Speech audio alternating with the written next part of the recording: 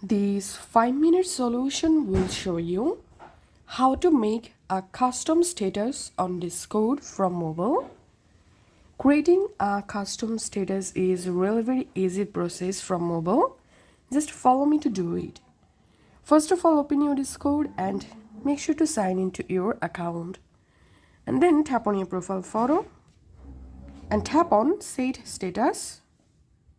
Select Set a Custom Status. And now write here your status. You can select duration for your custom status. And you can add an emoji here.